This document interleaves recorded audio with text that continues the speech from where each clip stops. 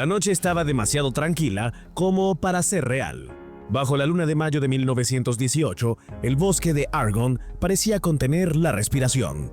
Dos figuras vigilaban en silencio, con los sentidos tensos, sabiendo que en ese frente la calma nunca era una promesa, sino una advertencia. Un crujido leve entre los árboles bastó para que todo cambiara. En segundos, la oscuridad se llenó de sombras que avanzaban sin hacer ruido. Más de 20 hombres emergieron del bosque y el infierno se abrió de golpe. Los primeros disparos rompieron la noche como un relámpago seco. Granadas explotaron sobre la trinchera y la tierra voló por los aires. Henry Johnson sintió el impacto de la metralla en su cuerpo, pero no retrocedió. Herido, sangrando, siguió disparando hasta que el retroceso del rifle le quemó las manos. A su lado, Needham Roberts, también alcanzado, no dejó de luchar ni un segundo.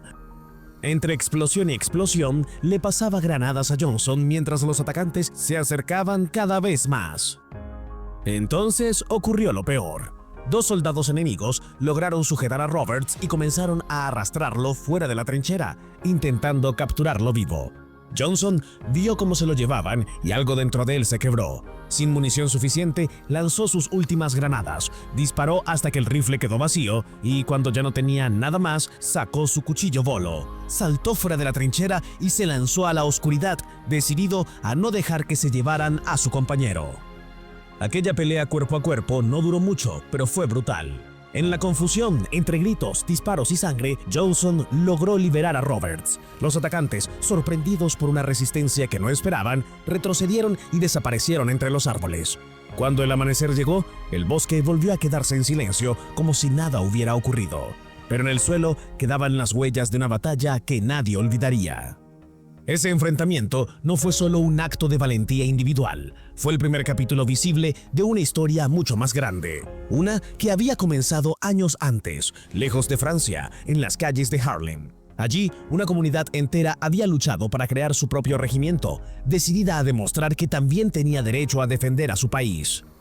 Tras años de obstáculos políticos y promesas vacías, finalmente lo lograron. Así nació el 15º Regimiento de la Guardia Nacional de Nueva York, una unidad que existió primero como idea, luego como símbolo y que pronto se convertiría en leyenda. Aún no sabían que pasarían más tiempo en combate que cualquier otra unidad estadounidense de la guerra. Tampoco sabían que el mundo los conocería por un nombre que imponía respeto y miedo. Por ahora, solo eran hombres entrenando bajo el sol, preparándose para un conflicto que estaba a punto de ponerlos a prueba como nunca antes. Cuando por fin dejaron Estados Unidos, no hubo desfiles ni despedidas solemnes. Mientras otras unidades marchaban por Nueva York entre aplausos, ellos fueron apartados en silencio. La segregación no se detuvo con el uniforme puesto. Zarparon hacia Europa con la sensación amarga de haber sido tolerados pero no aceptados. Al llegar a Francia en diciembre de 1917, su identidad cambió incluso en los papeles. El 15º de Nueva York desapareció para convertirse en el 369 Regimiento de Infantería. El nombre era nuevo, pero el trato no. Ellos querían combatir. Lo pidieron una y otra vez, sin embargo, se les mantuvo lejos de otras unidades estadounidenses como si su presencia fuera un problema incómodo. Mientras el frente occidental devoraba hombres por miles, los altos mandos debatían qué hacer con ellos. La solución fue tan práctica como humillante: entregarlos al ejército francés, no por estrategia, sino porque muchos soldados americanos se negaban a luchar a su lado. Bajo mando francés, todo cambió. Les dieron cascos, botas y fusiles distintos, pero algo más importante ocurrió. Por primera vez desde que habían salido de casa, dejaron de ser tratados como soldados de segunda. Entrenaron junto a tropas blancas, africanas y asiáticas sin barreras visibles. Comían mejor, se les respetaba y sobre todo se confiaba en ellos. Esa confianza fue decisiva. En abril de 1918 llegaron por fin al frente, cerca de la región de Champaña, donde el bosque de Argonne se extendía como una trampa verde y silenciosa. Allí aprendieron lo que significaba la guerra de trincheras en su forma más cruel. Barro hasta las rodillas, alambre de púas, ratas, patrullas nocturnas y ataques repentinos. Día tras día, noche tras noche, fueron endureciéndose. No retrocedían, no cedían terreno. Poco a poco, su reputación comenzó a crecer.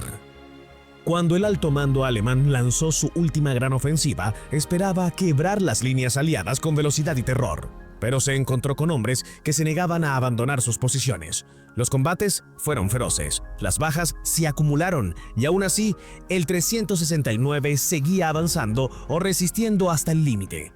Los enemigos empezaron a hablar de ellos con respeto y temor. Fue entonces cuando nació el apodo que los acompañaría para siempre: Hellfighters. Ese nombre no surgió de la propaganda sino del frente, de los rumores que corrían entre las trincheras, de los informes enemigos, de la sorpresa constante al ver a aquellos soldados, a quienes tanto habían despreciado, eran capaces de luchar sin descanso durante meses. Pasaron 191 días consecutivos en combate, más que cualquier otra unidad estadounidense. Para cuando mayo llegó, ya no eran solo un regimiento, eran una advertencia.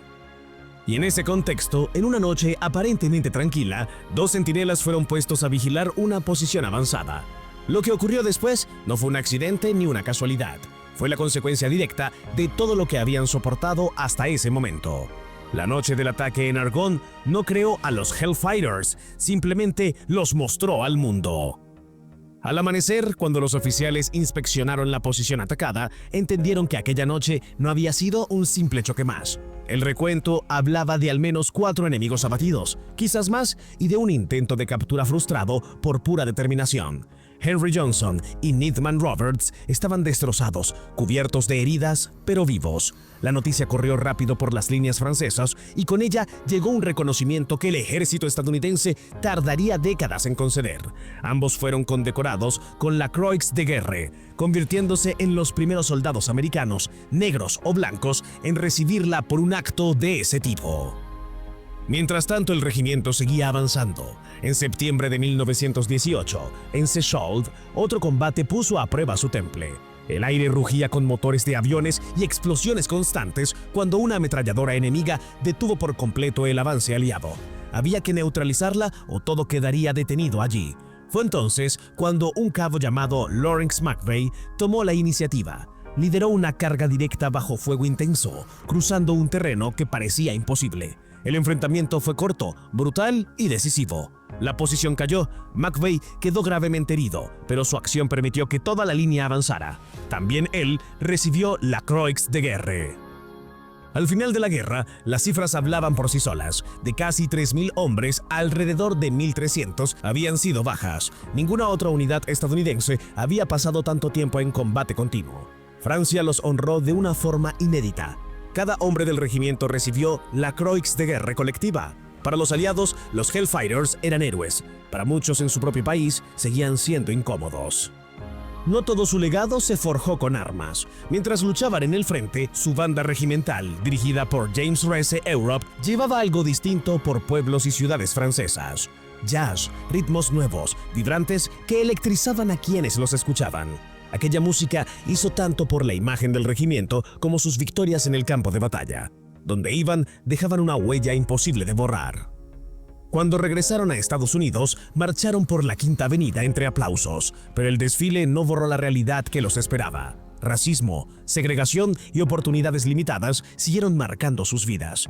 Muchos de los hombres que habían resistido al ejército alemán volvieron a pelear otra batalla, silenciosa y diaria, pero esta vez en casa. Con el paso del tiempo, la historia terminó imponiéndose. Las condecoraciones que se negaron llegaron tarde, pero llegaron. Y hoy, el nombre de los Harlem Hellfighters ya no se discute. Representan algo más que una unidad militar. Son la prueba de que el valor no depende del color de la piel y de que incluso cuando un país duda de los suyos, estos pueden escribir páginas que nadie puede borrar. Si esta historia te dejó pensando, déjamelo en los comentarios. Y si quieres seguir descubriendo relatos reales donde el coraje y la injusticia chocan de frente, suscríbete al canal. Aquí seguimos contando historias que no deberían olvidarse.